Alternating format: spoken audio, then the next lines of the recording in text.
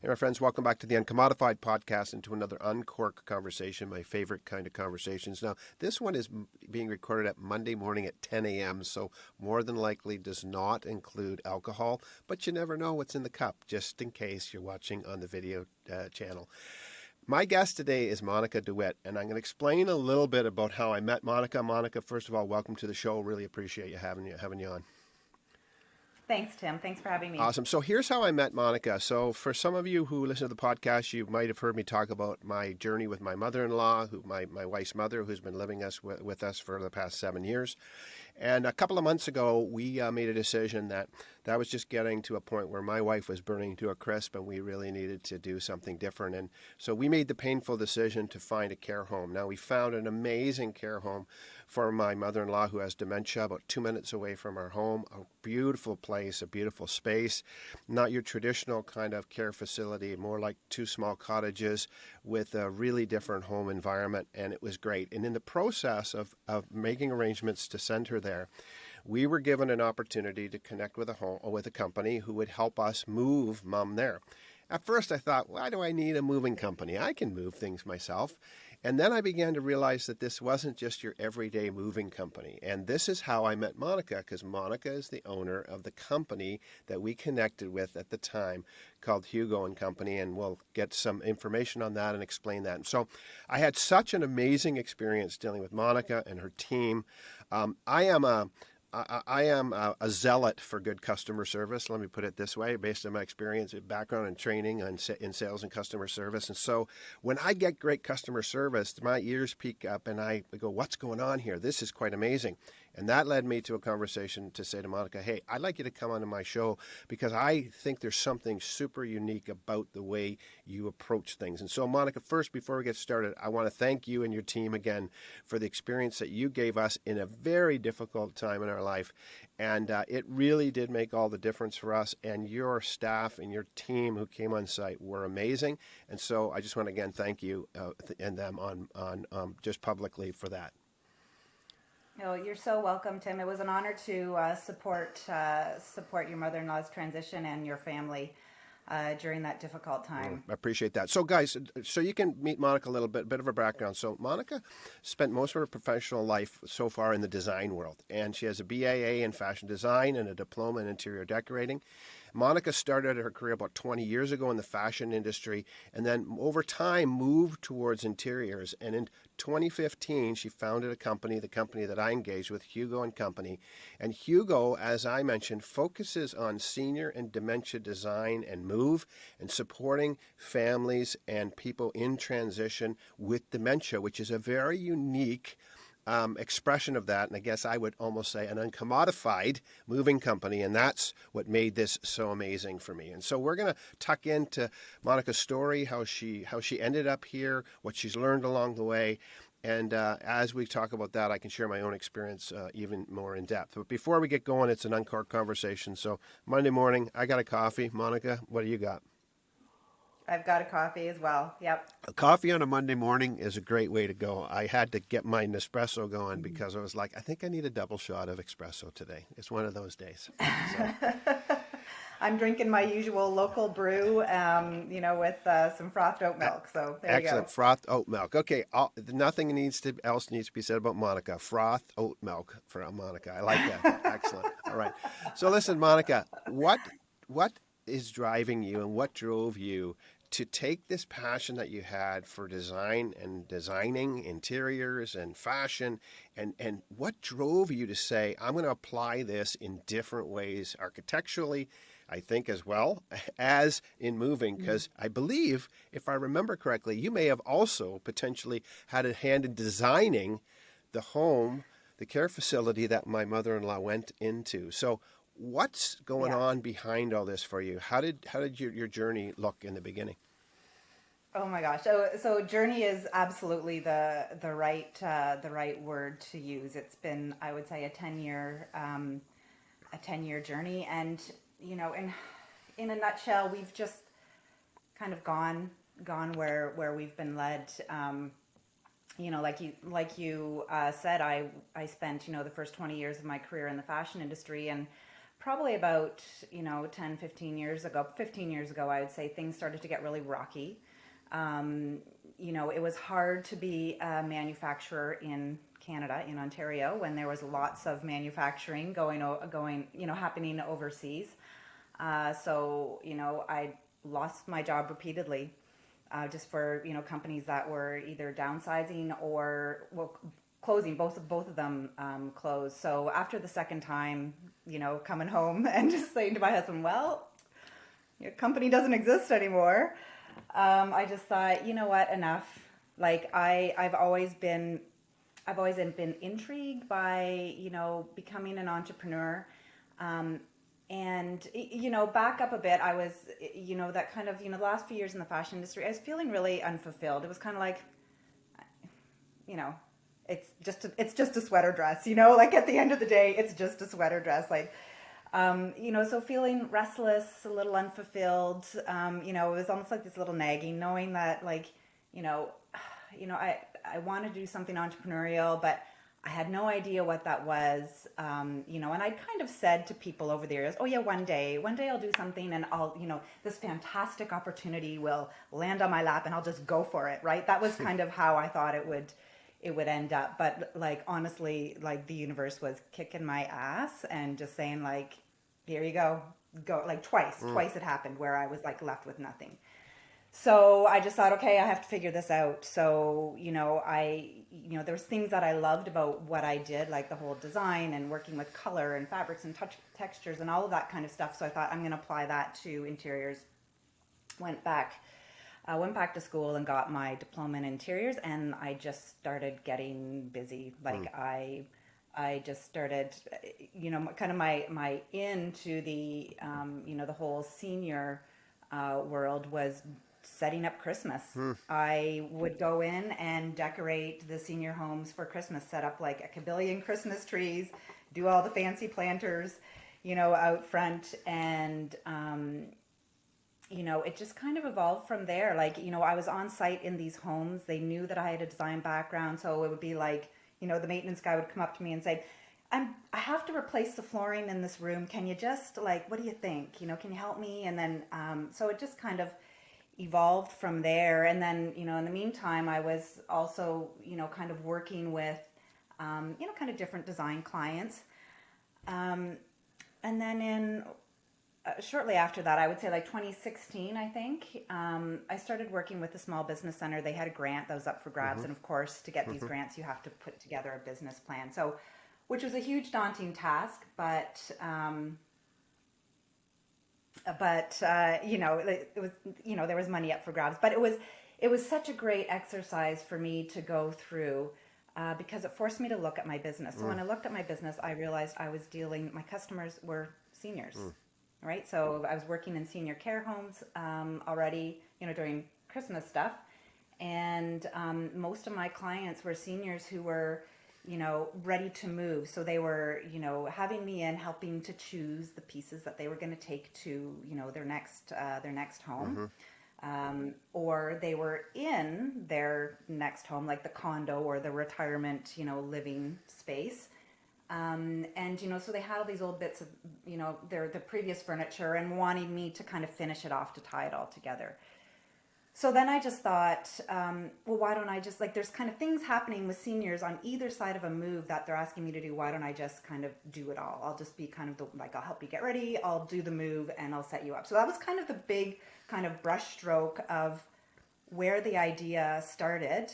Got the grant and just kind of started doing that. And then, as we went on, we started doing moves for, dementia specific homes, and we started to really hone in on, that process. It's such a delicate, like kind of quiet process, and learning a lot about our clients and how they see the world and how important, familiar things are for them.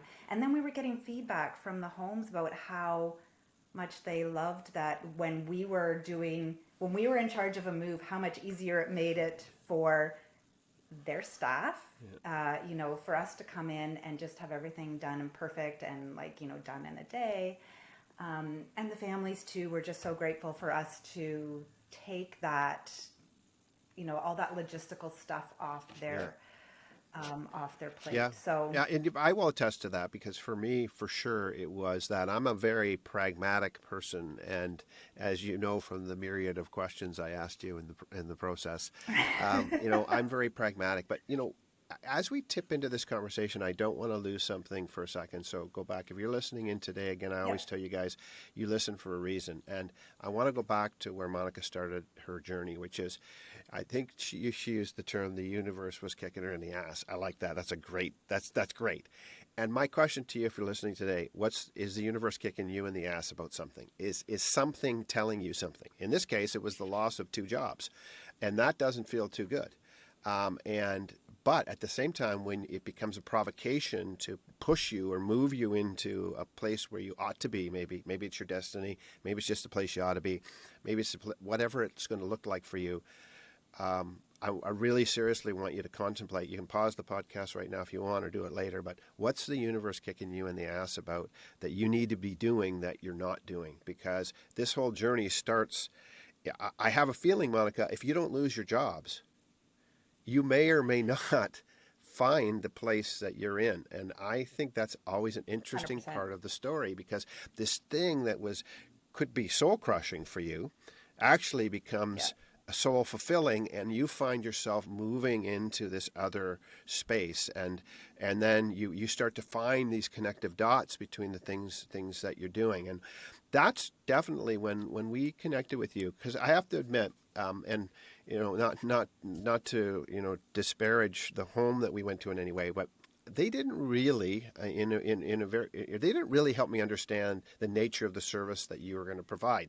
It was sort of like, Right. here's a moving company and who can help you move. And that's where for me it was like, hold on, well, I don't need a moving company. And then when you and I started talking, I began to realize this was way more than about the move. And I saw this as a very pragmatic, practical thing. And whether you're a Hmm. senior listening in, or whether you're a caregiver listening in, and whether you're transitioning from a home to a retirement home, or downsizing, or going into a care facility like where we did, it's more than a move. I saw this thing as it's a very Hmm. pragmatic thing. We've got to move stuff. We got to move shit. We got to move stuff, and we got to make it happen. Yeah. And you began to open me to another world where we could actually do this not only in a way that was good for us, but actually that my mother-in-law June would find herself in an easier place to transition, because it very quickly I began to realize when you were like, well, send me pictures of what she has and this, I was thinking, why is this for coding? And you were more like, no, because we want to know what it is, but we also want to set the room up in the exact same way as much as possible. Hmm. That was a revelation to me. It hadn't even dawned on me that we ought to consider doing that as a way to make that move easier. So when you started this process and you're looking at design, what led you to that sort of revelation that not only could you facilitate the move and lay it out well, or from an interior perspective, but that actually keeping as much as possible the space they were coming from visually, experientially. Where did that whole idea came from? Because I'm not stupid, but I never thought of that. It never dawned on me. So how did you find that piece of gold within this? You know what? Like there wasn't any big, aha moment. Like these are things that they just quiet little nudges that have happened like over time. So, and just as we're visiting with families, before we do the move, we're especially if it's someone who's living with dementia, one of the first questions we ask is, what's important here? Like, sometimes it's the stuffed animal on the bed, Mm-hmm. or, or the way the bed is made. So, just really tuning into those things and then realizing that, those are really important. And,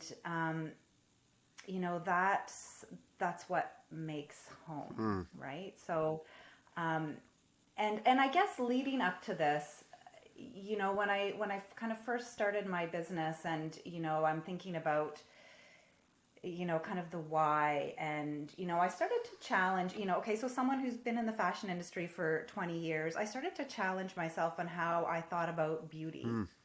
Okay, so finding the beauty within was kind of this, I don't know, like kind of nagging Mm-hmm. voice in my Mm-hmm. head.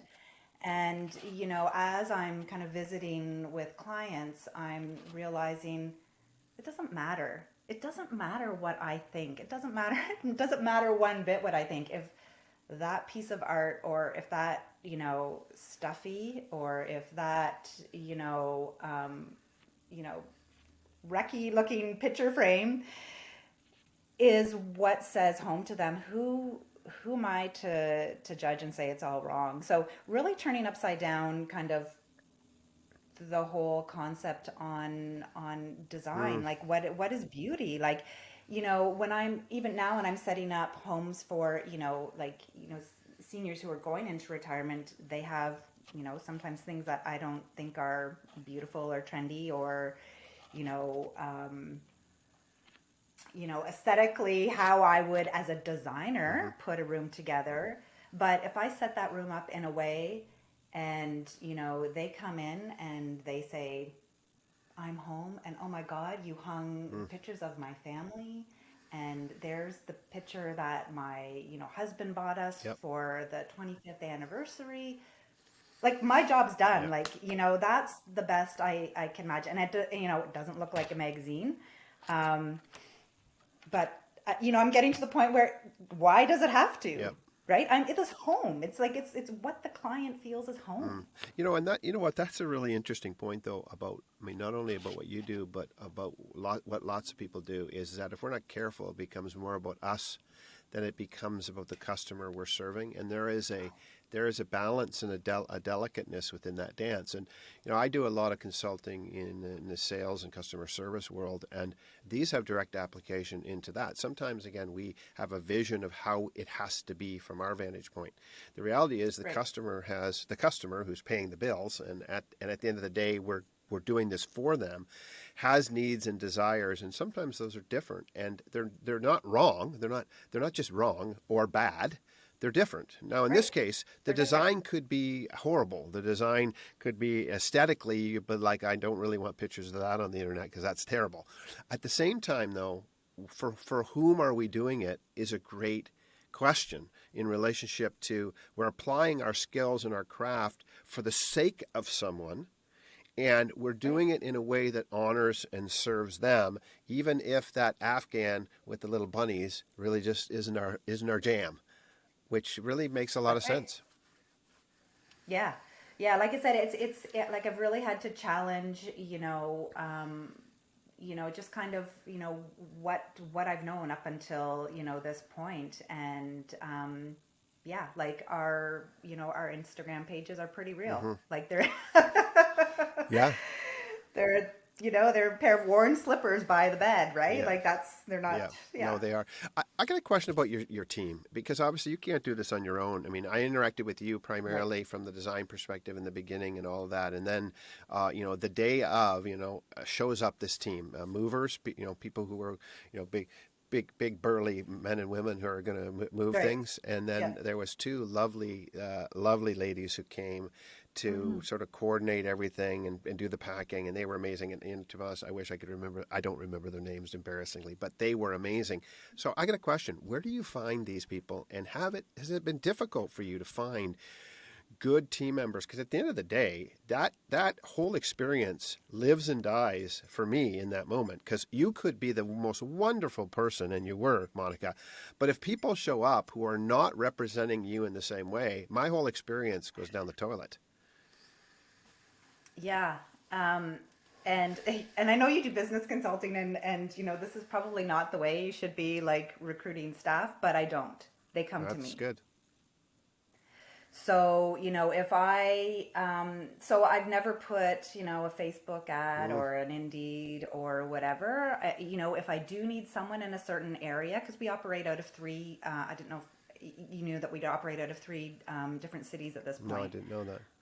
I just start asking around if anybody knows of someone, and Wow. usually I'll take them out for a coffee or a Zoom call, and it's just, and I ask them to, kind of, shadow, come along, see if this is something that really speaks to Yeah. you, and that's how we grew. That's how we grow our That's team. interesting. So, can I ask you a question? You've talked about the universe kicking you in the ass. You've talked about sort of Yep. sensing things. You just talked about if this speaks to you.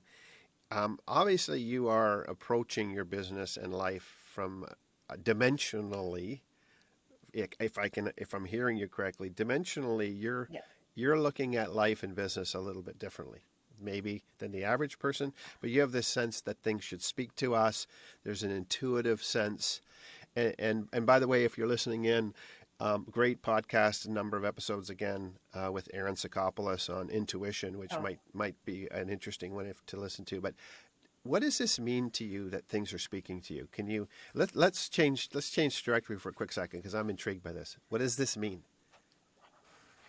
Um, I've kind of figured out that, and this kind of loops back to, a comment you made earlier that, it's not about me. I kind of feel like I'm a bit of a middleman here, Mm, right? So, and going where you're led, and I'll give you an example. Like, when we built the care home, um, it was such an awesome team that came together, like from the architects to, the hmm builders to, like, everyone was just so on the same page. And, everyone was there, like, to serve, and to, there was a greater good that we were all mm, doing. And, opening night, the the COO kind of came to me in private, because I'm very quiet about these kind of things. And, she had a small gift and just said, like, thank you so much for, you know, what you've done here. And, we both wept. We were both, I mm. was like, this has nothing to do with me. This is, I mean, now that I look back on it, it was like, I didn't, I just, that's just what I was feeling at the time. hmm Like, this is nothing to do with me. This is kind of everybody and what we were doing and what we created. And, it was, I guess, just such a great act of collaboration mm. and creation. I just felt like this is how I serve my community, Yeah. using my talents, Yeah. right? We Well, needed that it's building powerful, design. and maybe I don't know how it all works, but I think in North America, I've had the privilege of traveling a lot over the years in my career, and I think in North America we are not great at this, but hopefully becoming better in this idea of honoring our seniors, honoring the Right. elder in the village. This idea, and Yeah. in most cultures, in many cultures, the idea of honoring your elders or taking care of your elderly people is actually a sacred trust. There's something in it that I don't really understand it all, but it tips into things that are maybe a little bit beyond the material things that we see every day. And there's something in it, and so, when my mother-in-law came to live with us, it's been difficult. The last 7 years has been very difficult. For sure. Her mobility was not good. Dementia was eating her mind away, and still is, and it's painful for us, and extremely painful for my wife and her brother. And yet, at the same time, we felt like we were fulfilling, in some ways, a sacred obligation, in the sense that we Right. were making a choice, which wasn't convenient for us, for sure, but it was the right choice for us to make. And well, we're not some kind of special people or anything, don't get me wrong, but I do think that as we did that, we moved into something that was unexpected. When we served my mother-in-law in this way, we stepped into some things, I think, just unexpectedly, in the sense that, go back to that universe. The universe wasn't just kicking us in the ass. The universe was somehow we embracing something in this transaction, in this experience that was happening in relationship to giving and receiving care.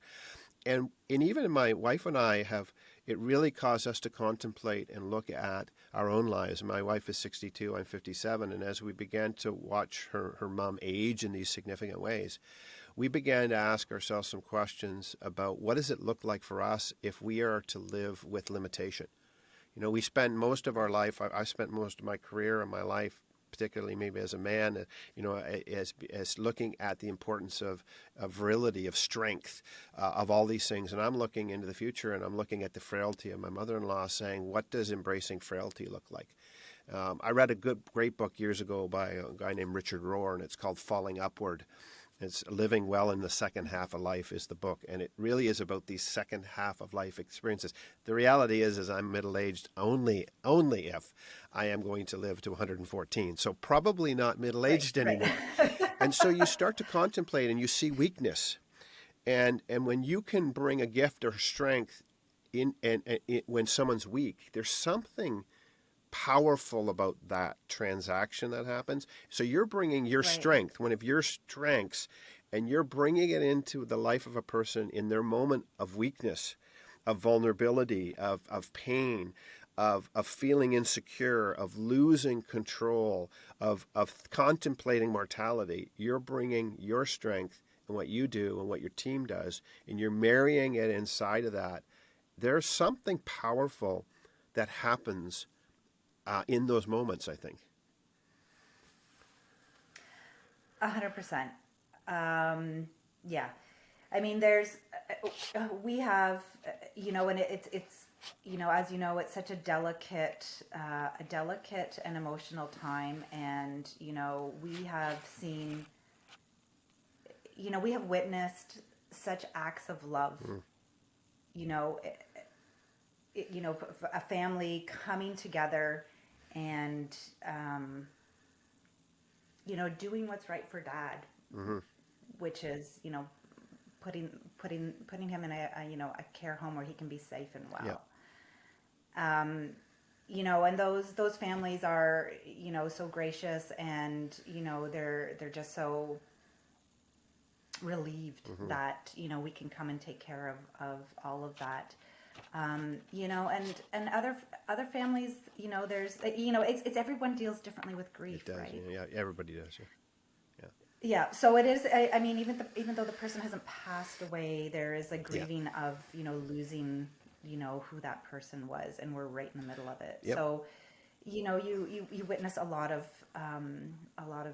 emotions, and again, it's never about us, right? Yeah. So, whatever happens, it's never about us. Yeah. No, powerful. So I'm going to ask you two questions, and then I'll wrap up with another one. And by the way, Monica, really appreciate this conversation. And when we get to the end, I would like you to give people, if they want to connect with you, ways to do that.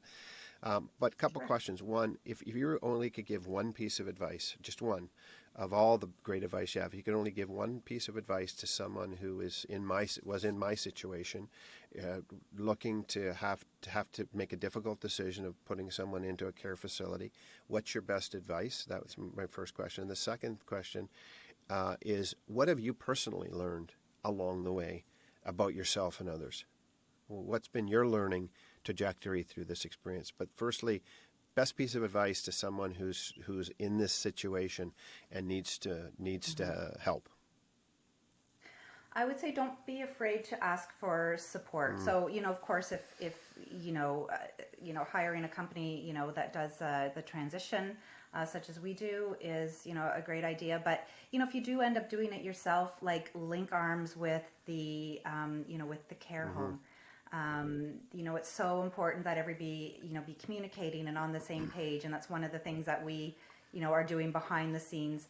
And then break it into smaller little chunks. Like, the whole process can seem very overwhelming, but kind of breaking it down into manageable steps, can relieve some of the angst. But there's tons of support out there. Don't be afraid to reach out. Like, people are here to hold your hand. Yeah, and I will attest to that. And the other thing is, although I did say that I wasn't given, I think, enough information about who you were at the home, I want to go back and say the home itself, which, by the way, for those interested, is a home called Highview. It's located in Kitchener, Ontario, in Canada.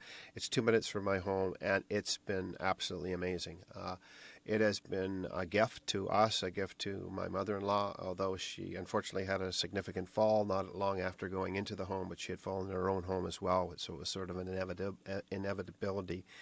But it's been a delightful experience, and it's been so freeing for my wife and my brother-in-law. I'm seeing them come back to life. They have more energy to care for themselves, therefore they can care for their mom better. And for the first time in many, many years, they're no longer just her caregiver, which is what it was becoming. They're actually they're her children, and they can go and experience her in a different way now. And that has been one of the greatest gifts of all of this, is the transition, because you stop becoming children, you start becoming caregivers, and Right. the relationship changes, and now they can go back to just being June's son and daughter for the balance of Yeah. June's life. So it's powerful, it's transformational, and not only was the home amazing in that, but you and your company was in that transition. So how about for you along the way? What have you learned about yourself or other people Oh that you my may gosh. not have learned if you had stayed at those other jobs? Yeah, you know what? I would say that, being an entrepreneur is like so much more of a head game than what you Hmm. think. Like, I kind of had this idea that, I just come up with this great idea and things would just, happen. And, if I worked hard, you know, it would become, something. And it's so not that. I realized pretty quick that I needed to get out of my own Hmm. way. So I had to do a lot of clean in the basement. So, I had limiting beliefs on myself Hmm. and, money.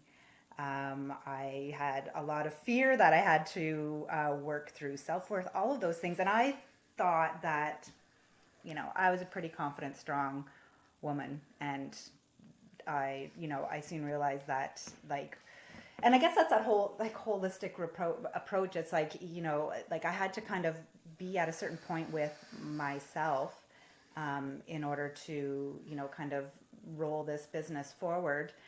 Um, and in saying that, just kind of jumping back to an earlier comment you made about this kind of whole kind of intertwining of, like a lifestyle. And that was one of my, I don't want to say frustrations. And again, I know you do lots of business consulting, but I thought it was ridiculous that I drove to an office every day and I had to come there at 8:30, Yep. and then I had to take a half an hour for lunch, and then I had to go home at 5 o'clock. And if my kid has had a soccer game at 2:30, well, I had to take a day off, which I wasn't going to do because I only got 14 of those the whole year. Like it just Yep. seemed ridiculous. Yep. And so like that whole like corporate lifestyle I was kind of done with. So I was like, what if my life was just like my lifestyle was just this is what I do. There was no work life balance. It Mm. was just this is kind of what I do. And my days, I'm working, I'm dealing with, life. It's Yep. all intertwined and all just kind of this is me. This is Yep. kind of what I do. Well, and you know what? I love it, and I don't believe in work life balance myself. I use the word harmony. It's a different way of looking at it. I also what you just said is interesting, because sometimes when I'm talking to somebody, these strange little dots connect to me. And the dot that Mm, connected to me when you were talking is that you started a moving company, that would move and transition, that would transition people. But the first move and transition you needed to make was in your own head. So it's ha, very yes, interesting. Like, so yes, the thing you're doing in this, the empirical world, the world that we can see, which is moving seniors from one place to another, you had an interior invisible move or journey that had to happen first, that would allow you yeah, I to should. to, to move into a place where you could begin to do this new thing. And I think there a lot of times, I guess what I'm beginning to learn as I get older, I feel like there's a mirror in the universe, and I believe that Hmm. sometimes what's happening in the exterior actually is a mirror of what's happening in the interior. And I think sometimes what Hmm. happens is that we think that it's a window, but it's a mirror. And there's a reflection. Ha. It's not we don't just look out into the future and create it.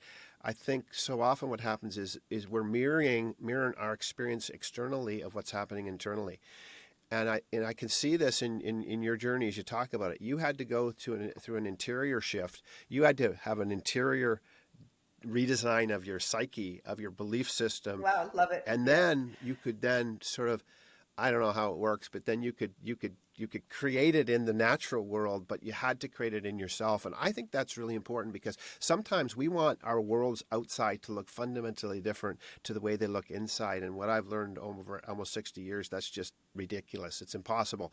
Our exterior world is absolutely a mirror of what's going on in the inside of us.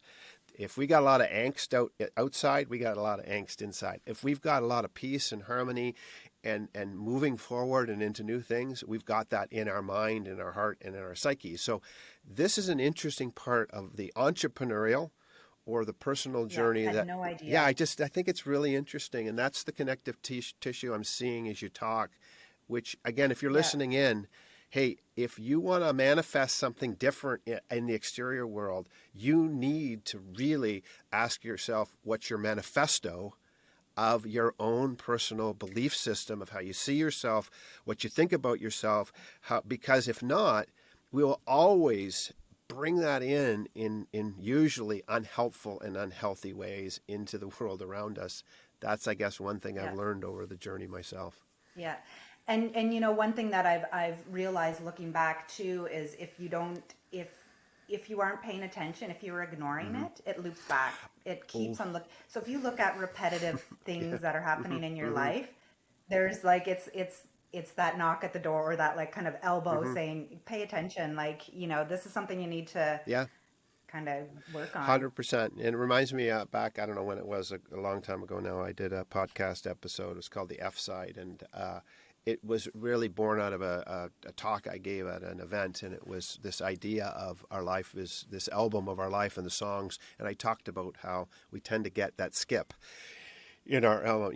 Years ago, I got rid of all my albums in record player because now I'm nostalgic and getting older. I just repurchased for the first time A record a record player? player in years. Yeah, And the kind of awesome. funny thing is, my son, who's 30, and my grandkids were over yesterday, and my son was like, "Oh, you know what? I don't know if I've ever actually seen a record on a turntable live, like in person. Wow. Yeah. It's so weird now because I'm old. So put this U2 album on, and we're looking at it. And I was telling my grandkids about it and how if it gets a skip, well, that we get a skip, as what you're saying, and you can keep coming over and over to that thing that just keeps revolving in our lives. And again, if you got a skip in your life, you got to ask yourself. If you need to make a move personally or professionally, you got to ask yourself. So listen, here's a quick question, and then we're going to see how people can connect with you. So when you're coming in, of course, this is the Uncommodified podcast, so it's all about finding that Hmm. unique angle. And by the way, you've done that. Monica, you are a unique individual that I encounter. That's why I asked you to come on the show. Unique experience with your company, unique experience with your employees, absolutely uncommodified experience throughout my experience, and that always gets my antenna up. When you're coming into a room, when Monica is coming into a room or onto a soccer pitch or wherever Monica's going, and Monica is bringing that thing that only Monica can bring in the Monica, whatever that is, that unique contribution that Hmm. Monica can bring. What are you doing that uncommodifies the world that you live in and dance in on a regular basis? Yeah, I don't know. I think, I'm always looking for connection Mm, with people. So, and that doesn't even have to be like, going up and chatting to someone. It's, kind of how you, just how, I guess the vibe that you mm. bring in with you. So, um, my husband always jokes, I can go to the grocery store and come home with like 15 friends, right? Like just like, I like it. so just, kind of putting that, I guess it's kind of that like namaste, Hmm. like, my heart honors your heart kind of just vibe around you. And, just seeking out quality conversations, even when I'm in like, networking events Mm. for business, I'd rather sit down with one person and, forget all the, what do you do, blah, blah, blah. Like, who are you? Like, what brought you to this point, Hmm.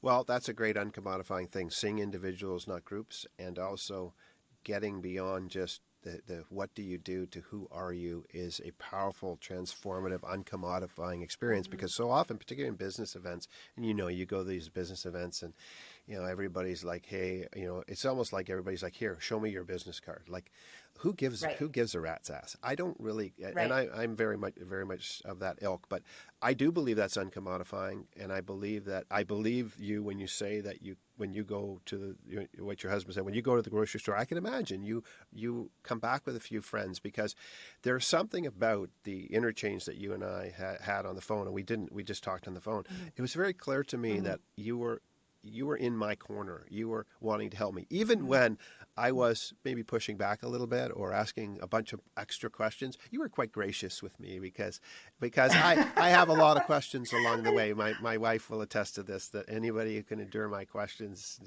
probably needs sainthood. Potentially, it's a possibility. But listen, Monica, this has been great, and we're going to bring it in for landing. Great conversation, extremely inspiring for sure. So as we finish up, two things. One, if people want to connect with you and find you, first of Yeah. all, what geographies does your company operate in physically? So we operate, we'll pretty much go anywhere over southwestern Okay. Ontario. So we have, we kind of operate out of London, out of Kitchener, and then also Kingston, which kind of, like kind of that whole like Belleville, Kingston, Okay.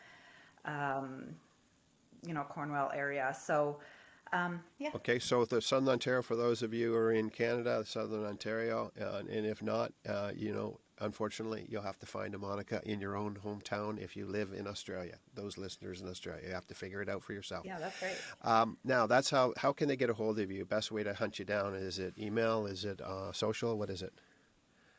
Yeah, so email's always good. We're on Facebook, at Hugo and Company, and Instagram and LinkedIn. Okay.